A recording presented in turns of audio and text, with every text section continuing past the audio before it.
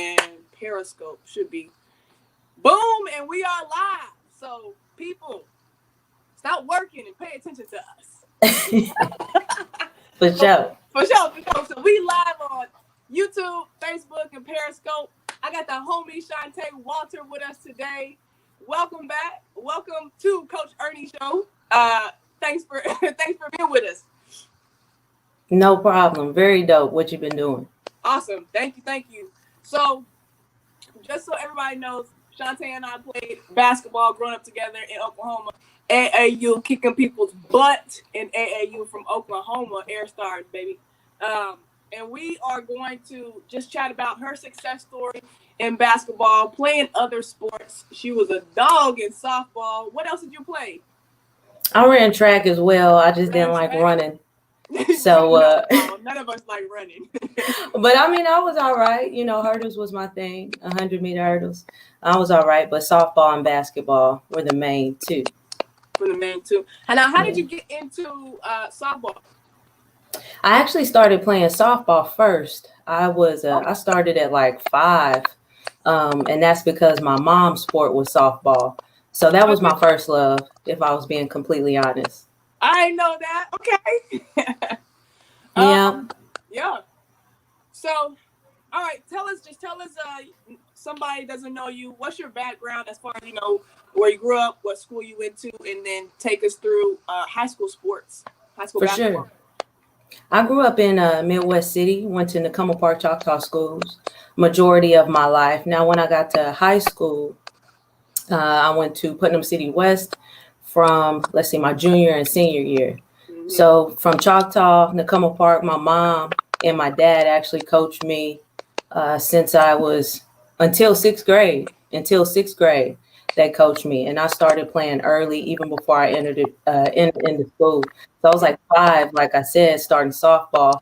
And the next year or two, I started basketball. So I've been playing for a long time. Let's see what else. I played softball as well all the way up until my junior year. And then when I figured that I was going to go to college for basketball, mm-hmm. I stopped playing my senior year. I mean, I wish I would have just continued to play, but I just made that choice. Probably could have went to college playing either or both if I chose to. Why did you make that choice? Were you just trying to focus on basketball and get a scholarship, or, you know, what was the mindset there? For sure, because my mindset shifted, I would say, my junior year. Mm-hmm. It shifted a little bit. I wanted to get better. I got hungrier to get better at my sport, which was basketball. And I was tired of playing softball, and I didn't really want to. Yeah. I didn't want to. Yeah, I got you. In college, yeah. Okay. So, so you played softball growing up, played basketball. So tell me the story of how you got into, AAU. Because I know I met up with you and the team. I think we were 12 and under when we went to Utah. Yes. Now, were y'all playing before that? Like, how did you get hooked up with the team? That's right. So let me see. We were. Gotta go back. I gotta go back. I'm getting old. We were 10. Okay. I had always played with my school team. Hold on, give me a second, because I can hear feedback. Yeah. Can you hear me? I can hear you. Okay. I can hear better this way without those headphones.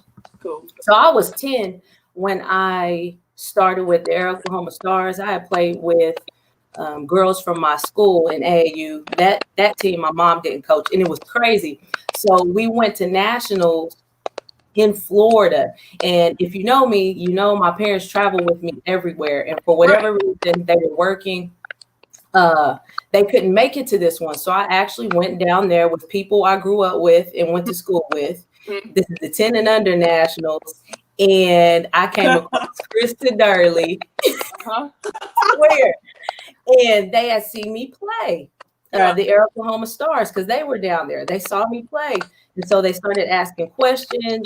They're like, yeah, we want you, you know, you should come over here. Matter of fact, Shanae too. Shanae Stevenson was on that team. Mm-hmm. Of course, Krista Durley, because her father, Chris Durley, coached. Who else? LaPortia Sanders was on that team. So that's how it happened. That next year, I joined the team, and probably either that year or the year after you joined. Yep. So I had been in the team probably since 11. This the year Okay. before we won. Okay. That's cool. Yeah. They were just cherry picking us, huh? All of us swear. Dang. That's crazy. Yeah. Got picked up because I remember y'all had came down. I don't know if Danielle was on the team yet, but y'all had came down to MAYB in Hutchinson, Kansas, and I was playing with my team, and then we played each other, and I don't know who won or whatever, but all I know was I think Coach Ron or Chris was like, my light went off here. They wanted to talk to my mom to get me to come play with y'all, and I was like, my team wasn't playing at that for Utah in that tournament, so I was like, yeah, I'm gonna go. Shoot, they good. Right. And then I went down and played. I stayed with Ron for that 2 weeks of our training camp. We were 12 with training camp, girl. I'm in those 2 weeks. Kicked our butt, but they had us ready to play. And y'all, they had us in a hotel. We were in a hotel away from our parents, so they could do whatever they needed to get out of us what they needed to get. That's crazy. Real. It was real. Like real talk. Everybody that's listening, coaches, parents, players especially, we were 12 and under, and before our national tournament and this is back in AAU days where there was one national tournament for the age group. It wasn't different Adidas, EYBL, and all these different organizations having their own national tournament. There was only one. And you had to be good. Had to be top 2 or 3 in your state. Yes. That's when they had state. That's when they had state for AAU. There's no more state. And for many people don't know, like you had to be the top 2, 3 in your age group for your state. Right? And so it was so exciting. But we went to Utah, and I remember we drove, right? I rode with you. I think we drove because we drove quite a bit. Oh yeah, we drove everywhere. So I think I drove with you. We went to Utah, and we were just playing games. And shoot, by the end of 2 weeks, we had won that thing. And that was my first year with y'all. I love playing with y'all. I love the coaches, and that feeling of winning. I was like, yeah, I ain't going nowhere. It was crazy. That was really crazy. It was so crazy. But yeah, let's keep talking. Where were we at? Shoot, talking about AAU. AAU, and then you asked me some stuff about high school, as well. So I transferred to Putnam City West, from Choctaw, and I mean, just like Coach Ernie was saying, I played varsity softball and basketball in high school. Now, coming out of high school, this is where the shift was my junior year when I stopped playing softball, because when we were 12, 13, 14, winning national championships, going all over the US of A to play, I mean, the letters and the recruitment was coming in. Letters. But as you get older, and I started to recognize probably when we played, remember when we played the Paris twins? We played them, and they were huge. That is when I started to see that, hey, you're not as good as you thought you were. Playing against girls from California, New York, Maryland, everywhere. And so that's where the shift for sure, where I'm like, okay, I need to up my game.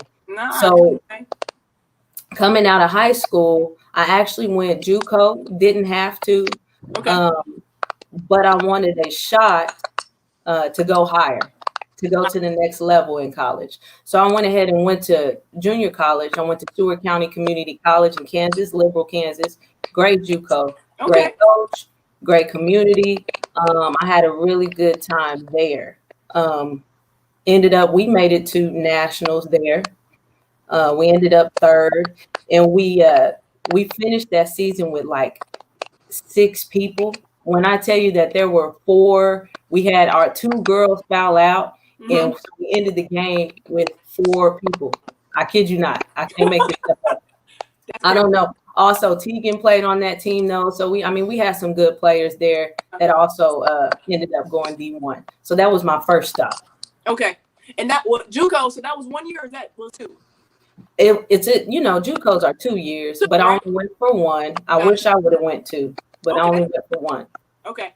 And show what's your next step after JUCO that 1 year there in Liberal? Now, after that year in Liberal, I went to Oklahoma State. Cool. So I got that hit. I had a couple other schools, other D1s interested, but Mhm. there was two that I was interested in. Of course, Oklahoma State and UMKC in Kansas City, Missouri. Okay. Um, so I think that was the at that time like the Sunshine Conference or whatever, and then we all know Big 12. So Right. Right. Why did you? So, what was your determining factors to choose OSU? man, and I mean, if I could choose to go to a school in Oklahoma, because I think ORU also hit me up Yeah. during that time. Okay. Oral Roberts in Tulsa, Yep. Oklahoma. Yep. I'm a homebody. Yeah. Um, I wanted to come home anyways. And then it's Oklahoma State. And Yeah. if I had to choose between the two, I knew that I was going to choose Oklahoma State out of the Oklahoma schools, right? Right. But I also visited UMKC, and man, I really liked that coach too. And I had a teammate that went to UMKC. Tashelle, she ended up going there. Okay. And I mean, we were hell on wheels. Because we actually in JUCO, we ran a 2-1-2, right? And we would like a half court trap 2-1-2. And she's so much faster than me, but we would just kill people. So that it was a really hard decision. Right. Um, and really I just chose the higher level team, I guess, because it could have went either way. I really liked UMKC's coaching staff. I liked that it was kind of a smaller D1 Mhm. because I don't know, I never got into the hype. I just wanted to play ball, to be Right. honest. Sure. Yeah. So I don't know if you can remember at the time, but was Bo Overton at UMKC? Was he head coach there? No, it was a female, It was somebody else. Okay. and I can't even remember her name. And Coach White, she had Candy White. She Okay. had just, I think she just got there, or maybe had been there a year. She was younger too, Uh-huh. and she was really interested in me. And so this is a good point Yes. for young student athletes.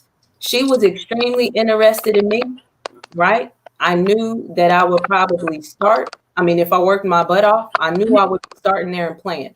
And if not starting, definitely getting major minutes. Right. I did not know that going into Oklahoma State. I already knew what it was with Andrea Riley being there, Right. Taylor Booz, and then there was one other point guard there, right? So I already knew what the deal was with that. But I've never been afraid of a little friendly competition, Mm-hmm. or to play alongside other great players. Like I was Exactly. with it. Exactly. But that's just a good teaching point, though, Yeah. because I ended up leaving there after the year. That's just a good teaching point. So just be prepared for whatever decision you make. Right. And then keep telling us your story. So what? So you said you went somewhere else after that. Where'd you go after OSU? Yeah. So after that, I figured out, to put it simple and short, that wasn't my thing. What was talked about didn't happen. Mm-hmm. And I had some other issues there, so I ended up leaving. And I went to Oklahoma City University, came back home to the city, to the metro, To the city. NAIA, and that's NAIA. Okay. A lot of people that go to OCU, they usually don't come out of high school and go to OCU, besides Big Dog, Keisha, the Hall of Famer. Right. They transfer back in from Division I. So I played with a lot of awesome athletes. But yeah, OCU was where I came back and ended up eventually graduating from. Okay. And so hearing your story, I like your story because it's, I guess it might be atypical, but these things happen, right? And so you have to, I want kids to know and athletes to know that you don't have to go D1. It might be better for you to go to a JUCO or smaller D1. At least at first. Or at least at first, right? If it's about improving your game, or if it's about somebody really being interested in you and interested in your full development as a player and a student, there's all types of benefits. So making sure I want players to understand when they're out here playing for AAU and they have their eyes on D1. Yes, work like you gonna get a D1 scholarship. Work your butt off no matter what, but don't get locked into I have to have that. Right. Because it's sometimes I used to think, like, I look back and I'm like, okay, would I have been a better player that I wanted to be if I would have went smaller D1? Sometimes I think about that. I just think that, I might have had hype about going big D1, and I wish somebody would have said, hey, look at the other schools, look at smaller schools. Would you have a better opportunity to be more hands-on, to have the ball in your hand more, to be in uncomfortable positions, right? Versus going here. And not that I feel like I made the wrong decision. It's just having more educated information to make the decision. Right? Exactly. I feel like I was tunnel vision, which is I had a lot of D1, scholarships, but it was like you tunnel vision and you don't see the full spectrum or picture to be like, I know why I want to go here. Right. So you don't miss anything. That's all. Right. And rest in peace to, of course, Coach Bucky and Coach Turner. Yeah. Who passed away in that plane crash at Oklahoma State. Because I really like Coach Bucky. He was just different. I really did. And I believe that he believed in me, but you know how D1 goes. Yeah. And some of the student athletes will find out, it's rare you talk to the head coach all the time. There's just a lot going on. But I really liked him for sure. Yes. But prior to another point of why I had to go JUCO, I'm not going to put it all on coaches or anybody else besides myself. Mm-hmm. And it's something that I see a lot now happening with recruitment parties, offering parties. Like, getting an offer is a huge deal right now. Like, it is big. I feel like it's almost bigger than hooping and trying to figure out what you're going to major in and what kind of school actually fits you for life after basketball. I feel like those offers are so huge. When there was a reason that my offers and different things dropped. So for you guys entering into your junior year and senior year, if you know me, you know that Chontaye plays with a chip on her shoulder.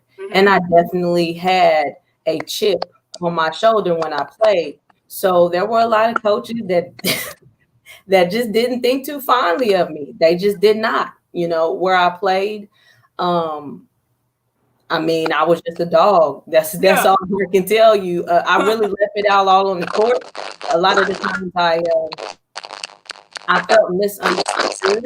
It's static in a little bit. Let me refresh. Can you hear it? Okay. Yeah, it's better now. I left everything that I had on the court. And once I was off the court, I was done with it. So a lot of the times I felt misunderstood, but it is what it is. You have to watch your attitude. You have to, I just had an attitude. I had a chip on my shoulder. I got to be nice. I just remember we was eating people up. Not then, because, I had coaches that knew what they were talking about. Got you. I got you. At that point, I had coaches who knew what they were talking about, and they were invested in me. And so let's try to refresh the Okay, I got you. The window refresh.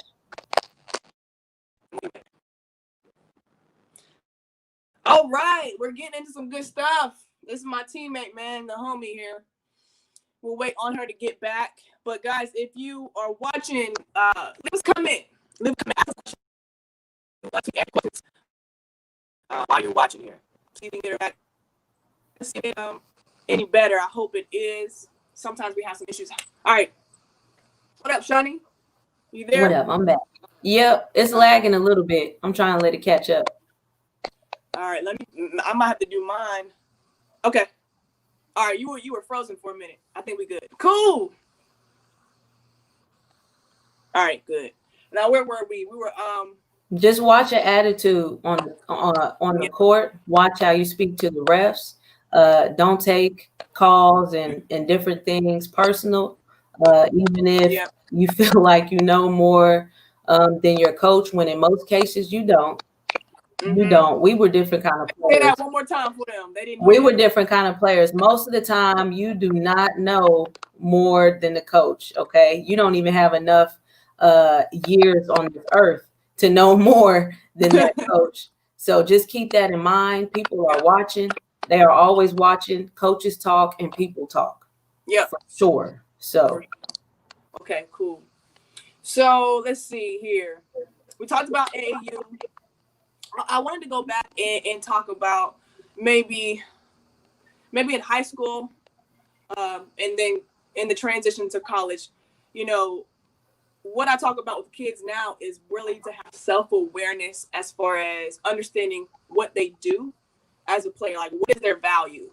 What 1, 2, 3 skills that you do naturally or love to do? What value are you going to bring to any team that you play on, Shiny? So my question to you is, when did you know your value and what you did very well, your skills, and how did you improve those and work off of those?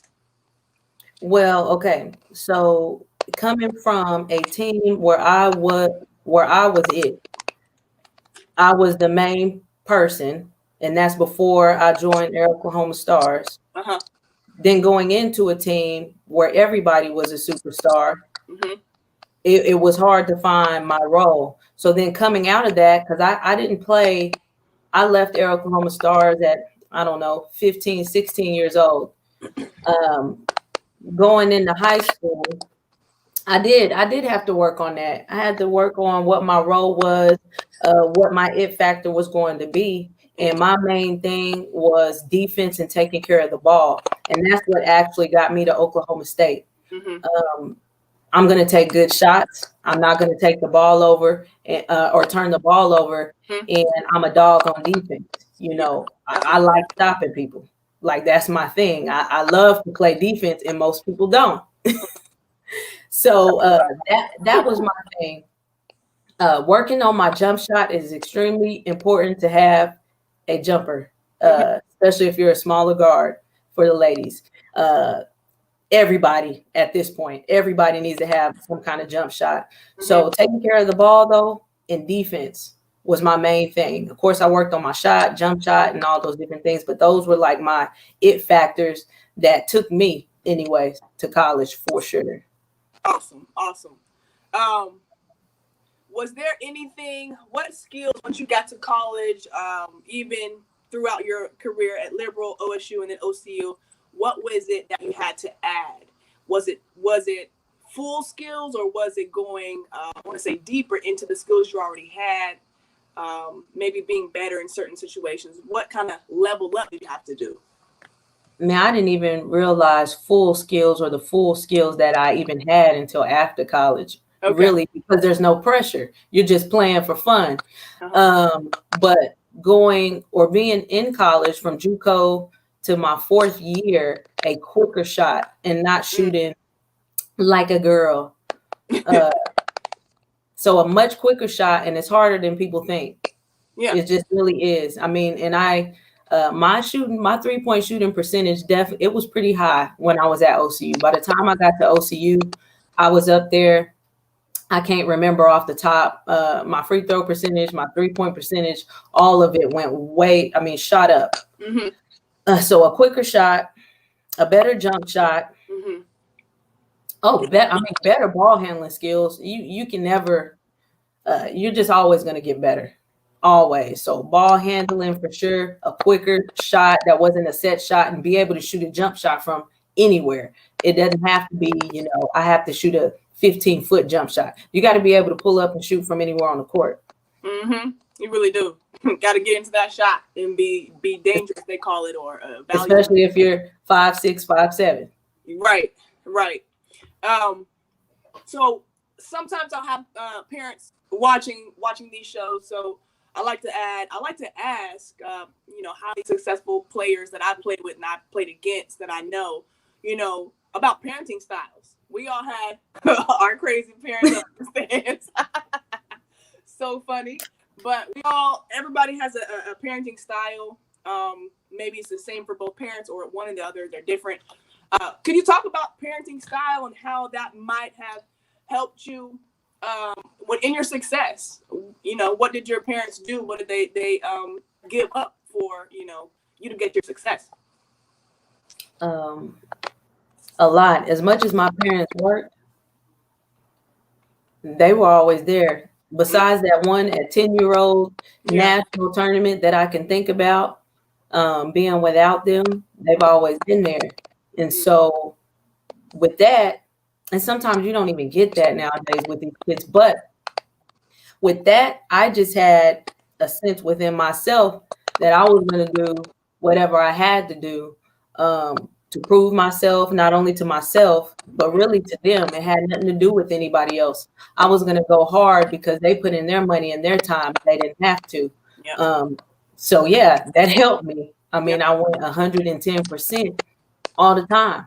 I just didn't want to let them down because they didn't let me down. Exactly. Yeah. And I know, I travel with you and stay with you a lot. So if my mom couldn't make it, I was definitely with, Calvin or Felicia. I was with your parents. So I know they was ride or die and they were there. They were getting us to our practices, throwing us out. Go shoot. Go do something. And what y'all don't realize is that, because, I have an older sister that's 42. Mm-hmm. So my parents are older. Mm-hmm. They're a little bit older than everybody else's, parents, at least 10 years older, Right. And so that's why they were able to do that. And it was a blessing to them. I mean, they didn't mind. They didn't mind at all. Mm-hmm. Just a blessing. Yeah, it really was. Their support was, it was amazing. It was good to see. And for our team, usually we had a lot of parent supports. Our parents were there. Yes. They were there. Yes. We'll and unless it was something working.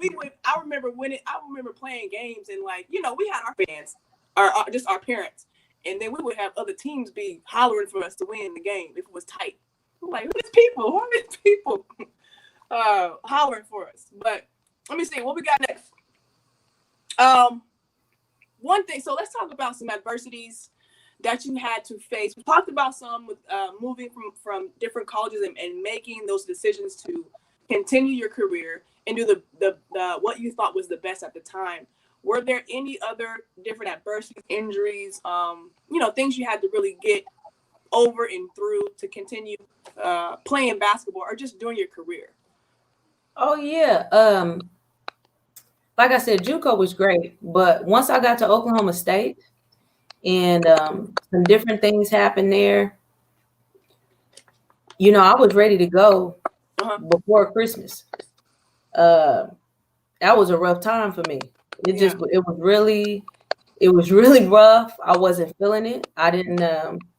In some areas, I didn't like how I was being treated, and I wanted out of there. I wanted to leave then, but I had to stick it out and do what I had to do. Just to make it through. And then after that summer, after leaving Oklahoma State, going into OCU, I had actually dislocated my shoulder. So that I had a real bad injury. And so that was just like a dagger, because I wasn't able to play. I had never rode the pine. I had never sat on the bench in my life. Ooh, how'd that feel? I had never even not started. Like to not even play was just, it was so beyond, I couldn't even really think about it. So yeah, all of that hurt. All of that was adversity, but I knew what I wanted. I just came to the point where I'm like, hey, I want to get my education. I want to get my degree, and I want to play ball, and I want to be happy doing it. Exactly. And that was just me. And so I was happier coming back home into a smaller school so I could do that. Okay, cool. So you mentioned your degree. What'd you go to school for? What major and minor did you get? Man, so that's funny. That's another thing. Student athletes, make sure you choose a college that is aligned with what you want to do after basketball. Okay. I was actually an engineering major, electrical engineer major at Oklahoma State. Okay. Cool. Which I don't know what I was thinking, because between So I don't know what I was thinking. Workouts, morning workouts, breakfast, lunch, the second workout, tutoring sessions. I don't know. I don't know what I was thinking. But when I transferred, I guess that is something that I didn't work through because I was just so ready to leave. I transferred to OCU, and OCU did not have an engineering program. So I actually changed my major, and I got it in kinesiology. So Okay. that's what I got my bachelor's in. Okay. Nice. Cool. Yeah, I would add on to that for athletes that are listening. Like you said, make sure what you want to study is aligned and at that college.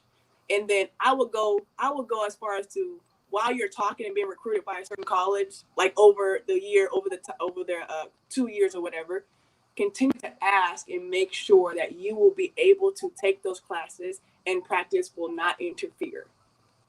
Right? So I ran into that. And I wanted to be an architect. So I wanted to do architecture. And I thought I was going to be able to take those classes and be a basketball player. But when I got there, I don't know what happened.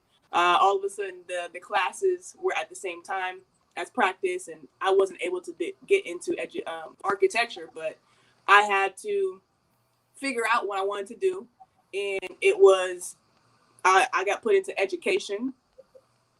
And that's basically what kinesiology is. I mean, more or less. Until I figured out, hey, I wanted to do this. But by the time I got to a junior, I was like, oh, I want to do more kinesiology and learn more about the body. I had physical education. 80% of the majors done in the classes. So ain't no way I'm tearing them back now. Let me go ahead and just get my degree. So I was trying to be building houses, man. It's important, there's no such thing as free money. You give you give your time, to help schools, coaches, whatever the case may be, get money. You make sure you get something out of it, not just anything random. If it doesn't sound right, I'm just telling the truth. If it doesn't sound right, don't do it. You make sure you get the degree you want so it can align with what you want to do outside of basketball when real life starts. Yep, exactly. Question it. Continue to question it. Let's see. Looking at my questions here. So I have a question. So with the players today and kind of remembering how we played in AAU, what things do you admire about today's player? If you can choose something, maybe that we didn't do back in the day, or maybe a skill that you would have been like, I wish I would have worked more on that. Can you think of anything? Man. I guess they're a little bit more fearless, to try different things, to do different things, pull up 5 to 6 feet, behind the 3-point line, all the fancy stuff. Yeah. I mean, that's all I can say. They're fearless in doing that, for sure. I would say the top tier kids that I see. For me, in my position, I was a tall guard, but I went into college having to play the small forward, so I get to develop my ball handling skills. And so some of these top players that they have, I think they have incredible. But they train, right? They work on their game. They have incredible ball handling and ability to manipulate the ball and get by a defender. So for me, I didn't have that skill, ball handling. So I would say that for the players that I see. And then on the flip side, I think what we did really well individually and as a unit, as a team, was we played as a team. like we had 10, if we had 10 girls and we went 5-5, like everybody was on the same page. We Right. bought into our coaches, and we totally believed in one another. And we And there was worked no hard. jealousy. There was No no, jealousy. And I there think was that's like, no, wow, how did we make it? A team full of girls, we win and everybody want to play. And I don't remember us getting into fights. I don't remember us having issues with, I'm not going to pass her the ball, all this. Because, guys, not remember because we ain't tell you, but for 5 years, first year we won gold. Second, third year we got the silver. And now last year we got the gold. So we were in nationals every year, top of our state. So there could have been a lot of jealousy, but I just don't remember that. And I think that we had great coaches, of course, Chris Durley and Ron Hutton. They really fed into us the confidence. right. We could win and that we should win. And we played like we owned the court and we were supposed to win. Not ego. We played how we're supposed to play when you're a winner. Very true. And so in middle school, high school, AAU, I want to see more of teams playing as a team, as a unit, and buying into their coaches and listening. We didn't do anything fancy. We had everybody had their role, and it played a part to the puzzle. And then we had IQ, like just basketball. We not trying to come down on a 2-on-1 and making 4 passes. Real talk. You or Jen literally get the ball in with one dribble and just shoot it up to me and Danielle, whoever's down the court. Like, we not playing no games. No, I don't see that. I don't. Now I've watched more, like my nephew play. So I've been watching more boys lately. But yeah, I don't. What's team ball? What is that? It's easy basketball, making the right decisions and understanding what options you do have. So that's what I want to do as a coach, is help these girls and guys just see the game for what it is and make the easy decision. Just make the easy play. That's all you got to do. Yeah. What happened we talked about? Let's see. I want to talk about what was some of your favorite moments, playing AAU on the Air Oklahoma Stars. It can be anything goofy, like, our little team dances or whatever. What sticks out to you? Team dances, what I'm sad about, more so than the challenge of the old school AAU nationals, because it was like you were the best, period, nationally, because there was only one nationals, were the opening ceremonies. Oh my God. I mean, it felt like the freaking Olympics, Yeah, I wrote that on my notes. I'm glad you said that. It's just so sad that some of them, I mean, unless you go to one of these Adidas, Nike, whatever camps, I might have to go get my charger. Unless you're at one of these Nike or Adidas camps, you're not gonna be able to witness that. So we had those, explain a little bit more. Sorry to cut you off, but explain a little bit more about like the opening ceremony. Like, okay, so they don't know nothing about that.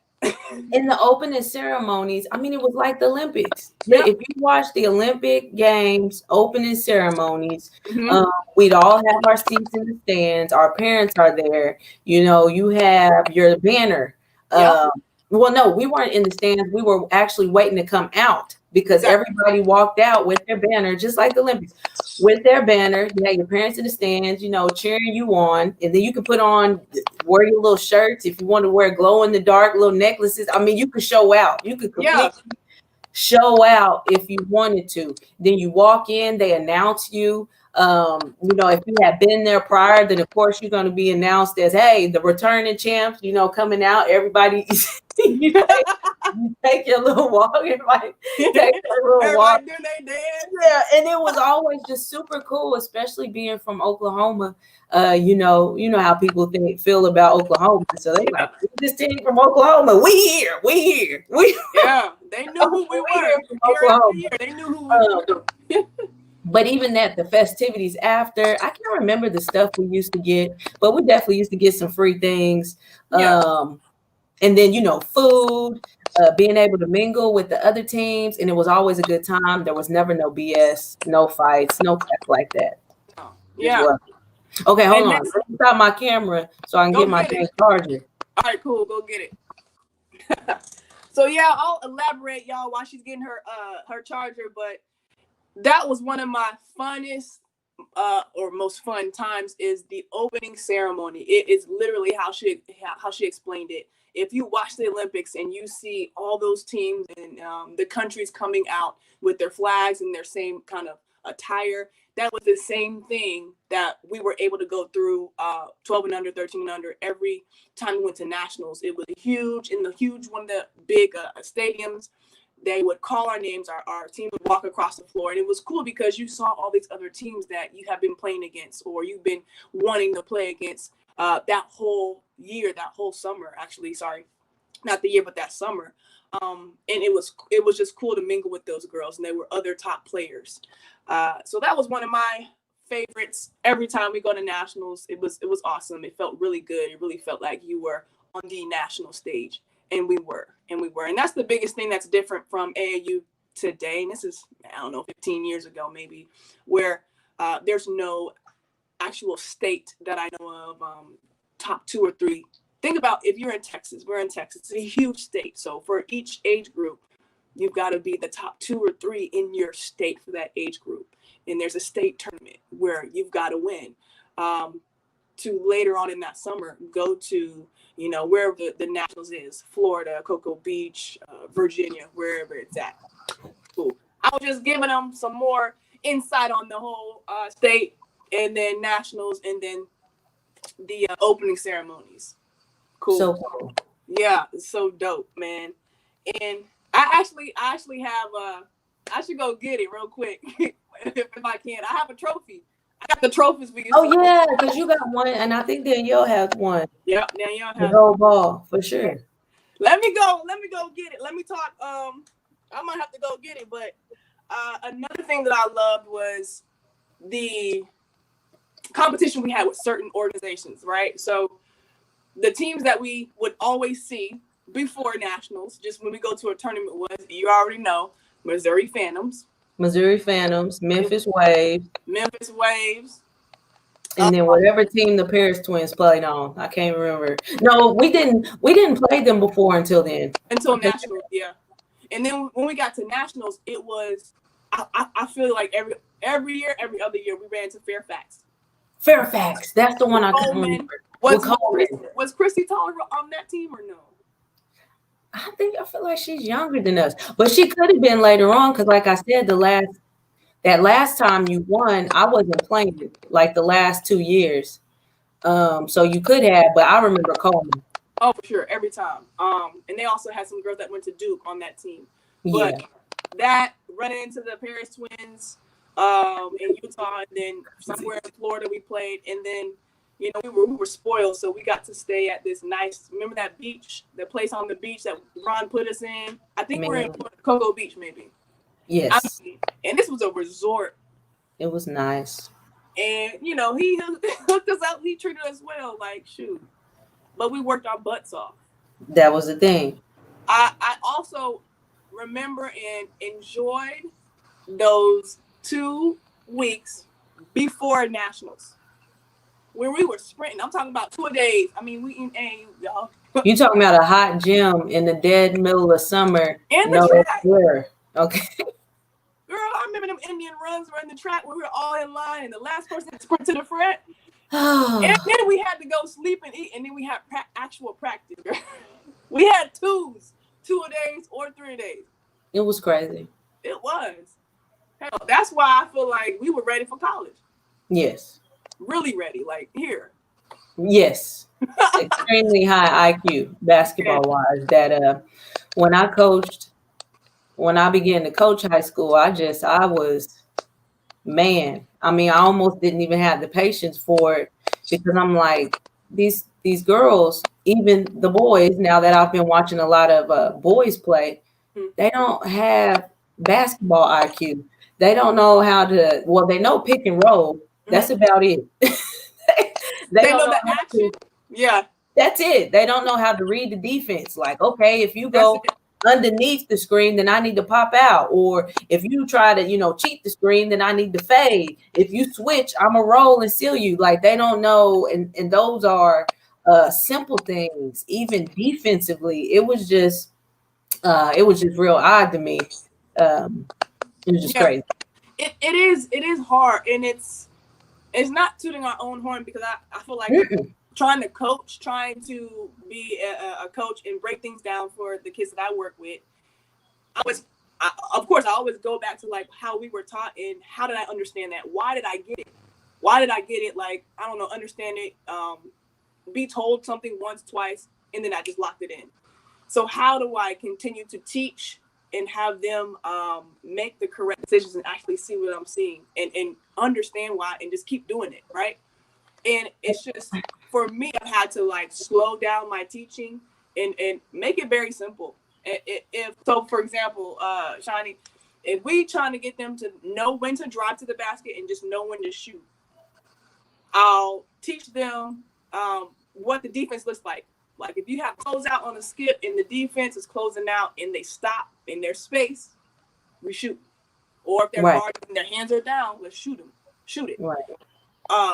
If they close out too tight and you understand that they're not going to be able to slow down or stop, we're going to rip and go, right? Right. And I just had a drill where I would have the shooter get ready and catch the ball, and a defender just do one of those two things as a defender, and just have them read their feet, read the defense, and just from having two options, it's a lot for them.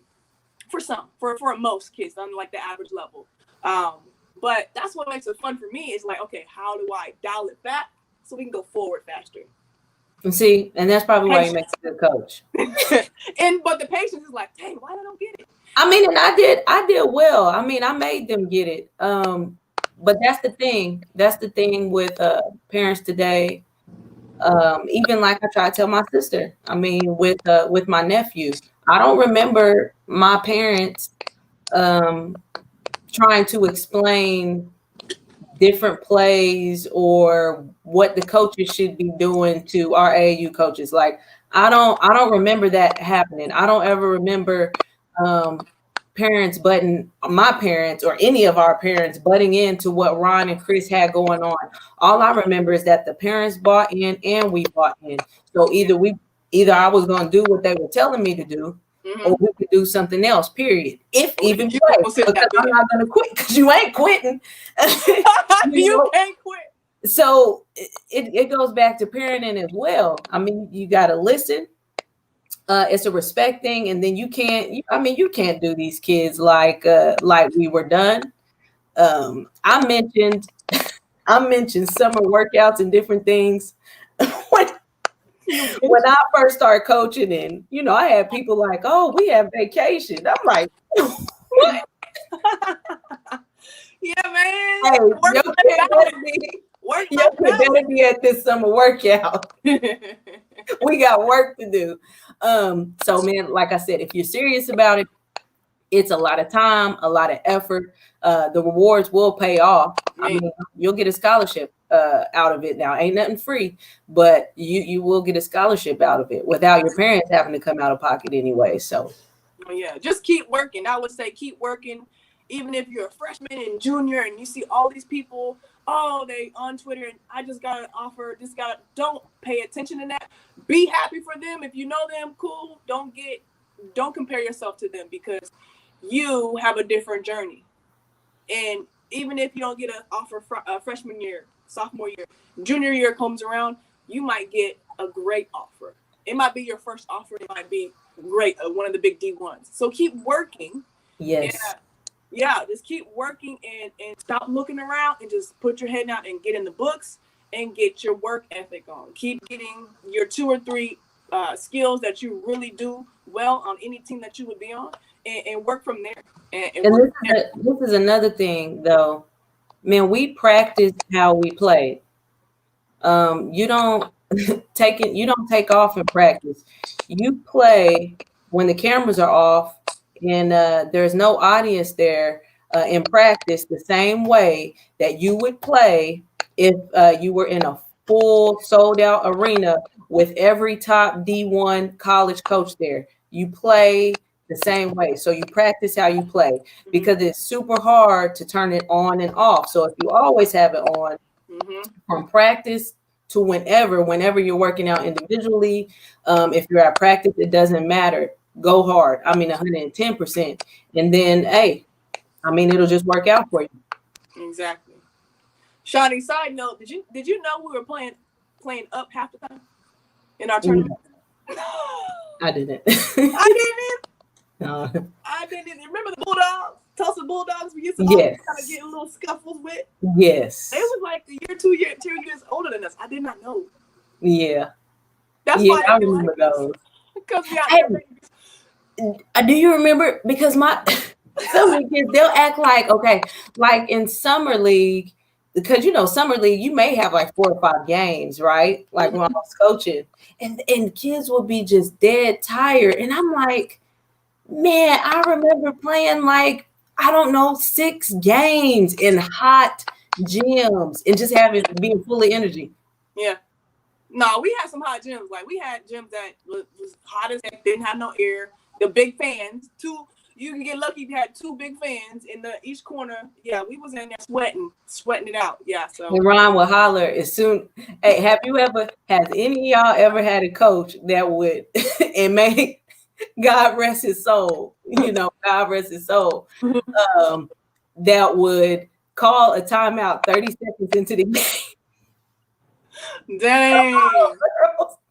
We're getting out here. It'd be 30 seconds into the game. Be like, Coach, what do we do? What would he be saying? I can't remember either.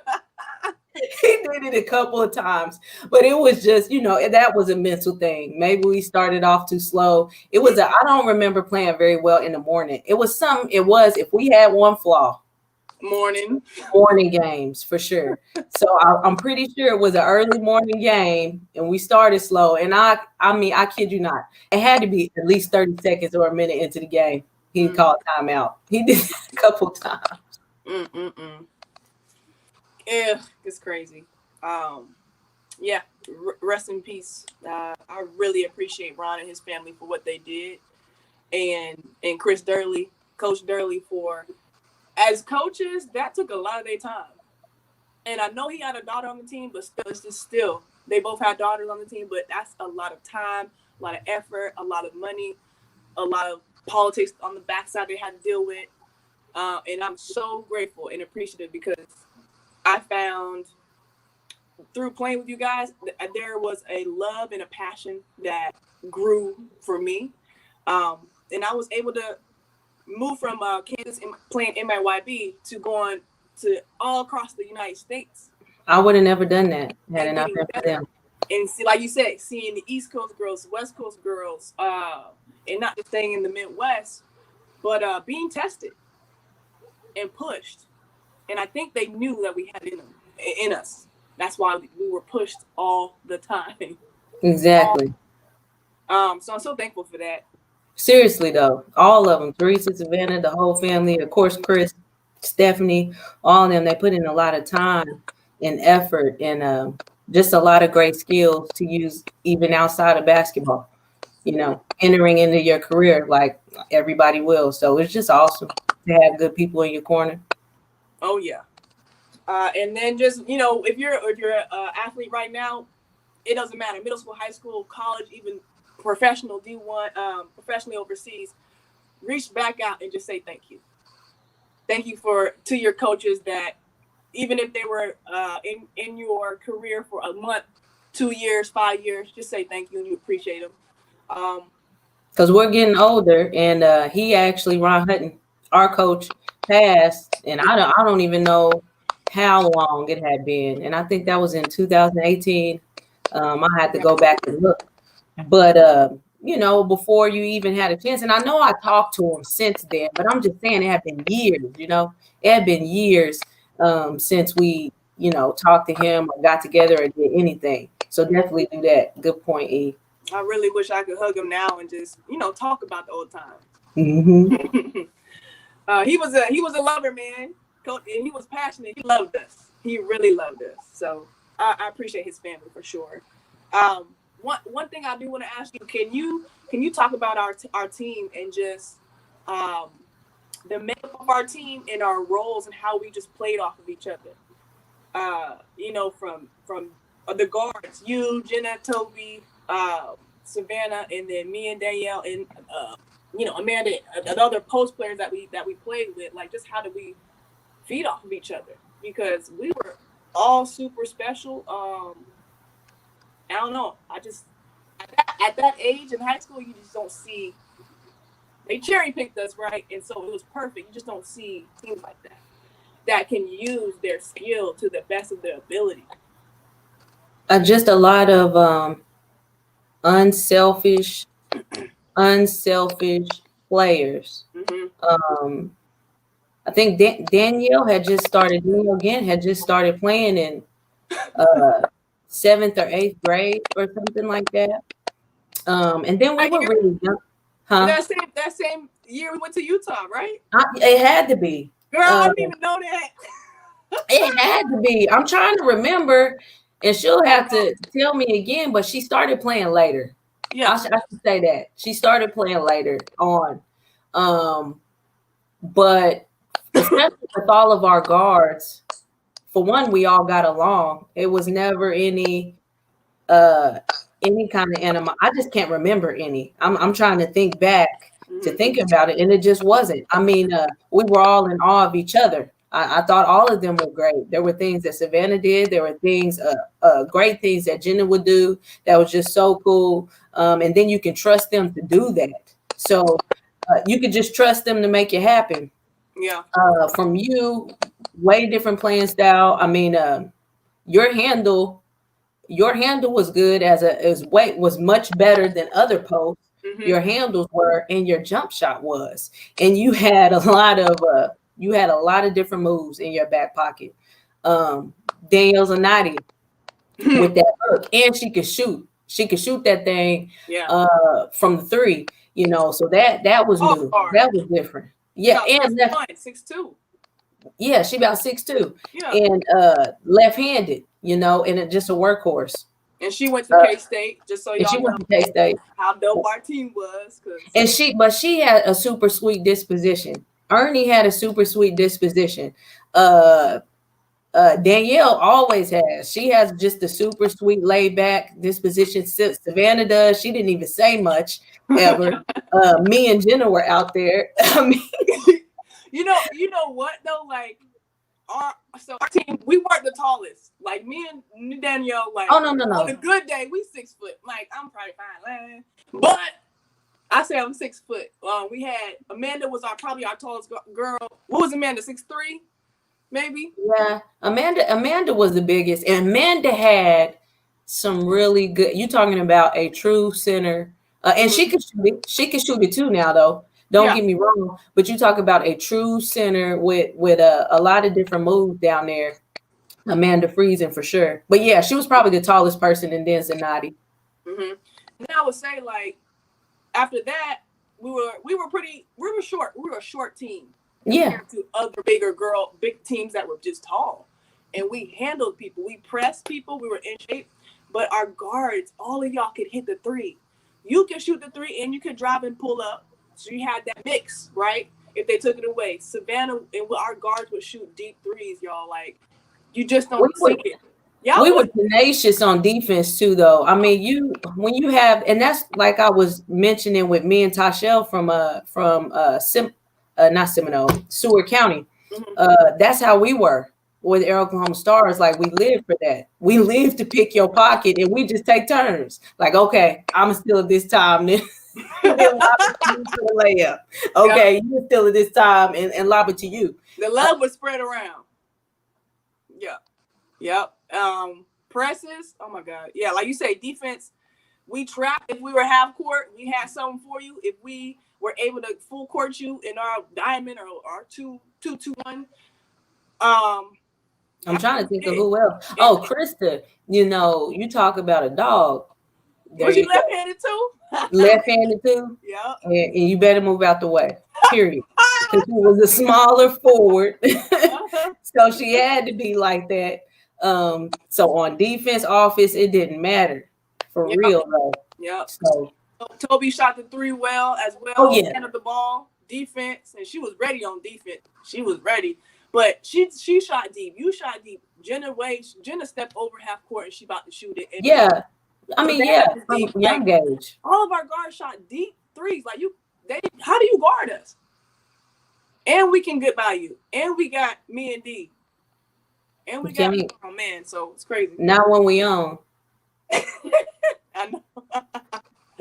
Oh Lord. All right, man. Anything else that we haven't got a chance to talk about? Any kind of last words as advice for high schoolers, college players, these young ballers who are trying to chase the game, chase the scholarship, and just have fun and be better than they were yesterday?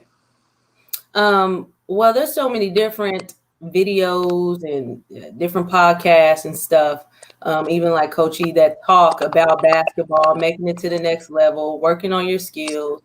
I just like to, just like I did with my girls and my nephews, talk about life after, just to make sure you get what you need out of whatever program you choose to go to. So whether it's you're in high school about to go to college, or you're thinking about going overseas, you need to have a plan A, B, and C.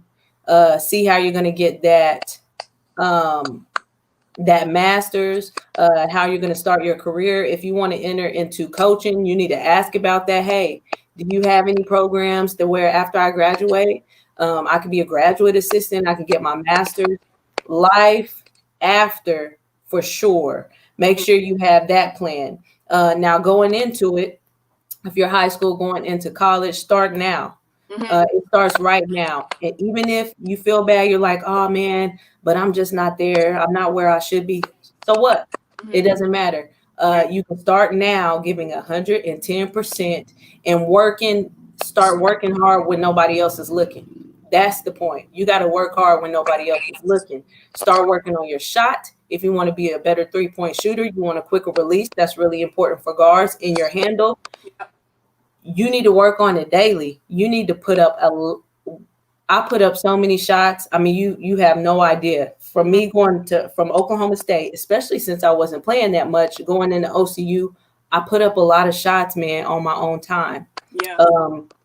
It really doesn't matter if you're a post, the same thing. You need to work on your handle and develop whatever skill you can to set you apart from the others. Work on your handle, work on your shot. Hey, it's hard to contest a 6'1" jump shooter. I'm just saying, especially a female. Look at what's her name from you know what I'm talking about, Connecticut. Brianna Stewart. How are you gonna guard that? She just gets on my nerves. I know. You can't guard it.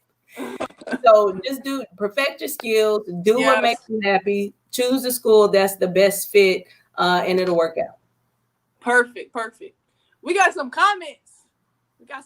I showed one earlier. Let's read this. I'm gonna read it. It said, hey Ernie, I love the reminiscing. Danielle and I were just talking about Chattanooga AAU Nationals in 2002 when I came in with the scout report with you from the elevator. She thought this guy was crazy carrying the expandable file with all the opponent scouting. We were serious. We had people serious. The scouting report, right? I know we did scouting. We watched video. I remember them days they would rent TV from the hotel. It was the VHS, but we have video somehow of whatever teams we were getting ready to play. I don't know if you remember that, but we had some of that. But yeah, we always knew something about the team. Yeah. I feel like Ron and Chris would like say stuff to get us amped up about the team, like they were talking mess or something. You know what I'm saying? Probably. If they ain't know really what, scout report or whatever about the team, they would just kind of say some stuff that would get us like, oh, okay. Probably. Crazy. We about to go tear them up. They said what? I know. You know how we are. Man, I had so much fun. I had so much fun playing with you. I'm so glad we're sisters and that you were on the team and I was brought into the family of Air Oklahoma Stars and your family. Love your parents, love your family. And yeah, I appreciate you being on the show. I really You're very do. welcome. Tell Cammie I said hi. I will. I We will. love and miss her. Yes, we got to get back to OKC sometime soon and get our barbecue on. I know. For sure. Well, stay on. Don't go nowhere, Coach.